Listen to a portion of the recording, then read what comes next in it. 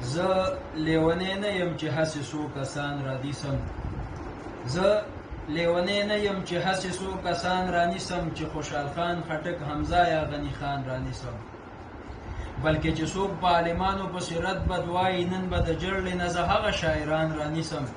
او زه هغه نه یم چې د حق په دفاع غلی کینم زه بیا په مینه او عند سر او خپو انسان رانیسم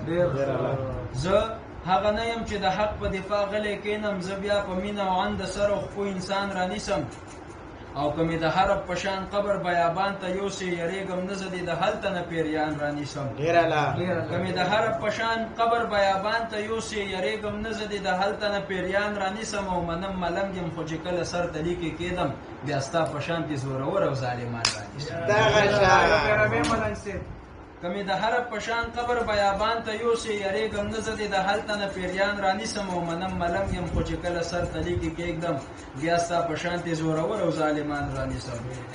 څوک چې ملا سکړي خلاف او شاعران یادېږي دا شاعران نه دي بس هسې بړواګان یادېږي او مثال د قوم د سترګې هغه څوک لري نړۍ کې څوک چې په شعر او شاعرۍ کې واکداران یادېږي او د شاعرۍ نرتوب خدا دی چې ملا اوچت کړي څوک چې ملا سپکوي هسې جړاګان یادېږي ته چې وړوکی وې ستا غوږ ته اذان چا وښودو ستا د بابا ابۍ په قبر بیان چا وښودو او هغه چې ستا دا پوره ژوند پې مکلف اوسي تا ته دا دېرش سپارې ښکلی قرآن چا وښودو او د پیغمبر د چمن ښکلې د ژوندون ملګري درته عمر علي ابوبکر عثمان چا وښودو او ته خو جاهله وې چې کله دې دنیا ته راغلې تا ته دا دین او پیغمبر او سبحان چا وښودو جاهله ته خو د الف او با نه هم نه وې خبر قسم په خدای چې دغه ټول درته ملا وښوده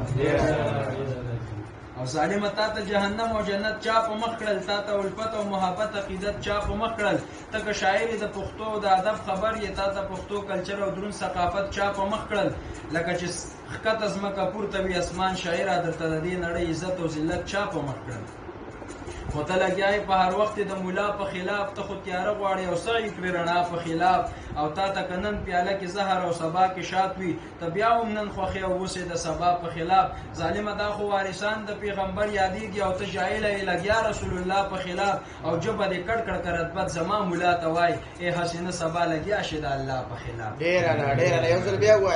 ظالمه دا خو وارثان د پیغمبر یادېږي او ته جاهله یې لګیا رسول الله په خلاف او ژبه دې کټ کړه که رتبت زما ملا ته وایي ای حسینه سبا لګیا شي د الله په خلاف زما منبر زما محراب یادوي زما ملا زما کتاب یادوي ملا خو تا ته حق لارو خدا نه چې الار د ته مور پلارو خدا او ته نن په شاتو باندې زهر ګړې په خپل ژوندون د الله قهر ګړې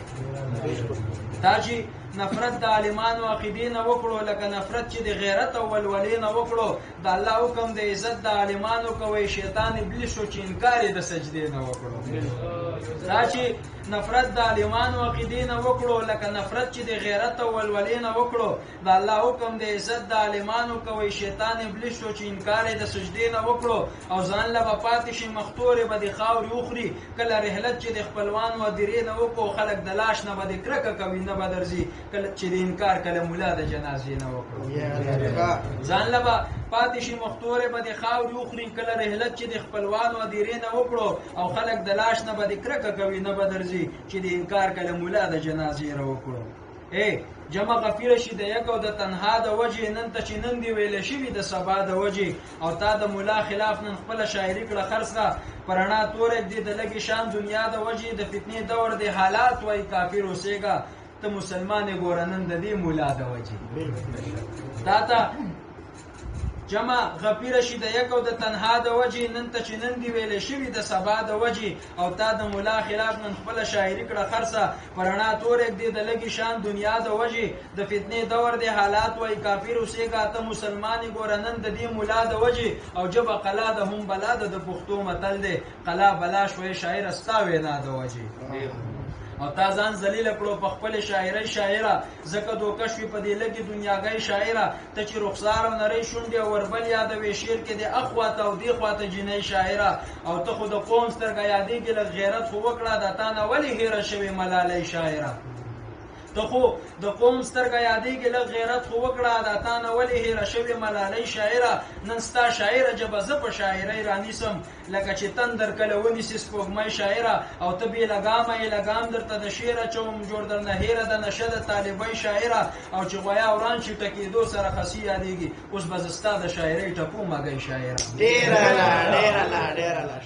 ته بې لګامه یې پېزوان درته د شعر اچوم جوړ درنه هېره د نشه د طالبۍ شاعره چې غویا وران شي ټکېدو سره خسي یادېږي اوس به زه ستا د شاعرۍ ټپو مګی شاعره او باقي که نر یې خپلې ژبې ته کنټرول وښایه باقي که نر یې خپلې ژبې ته کنټرول وښایه ګینې ملنګ به درته واچوي نتکۍ شاعره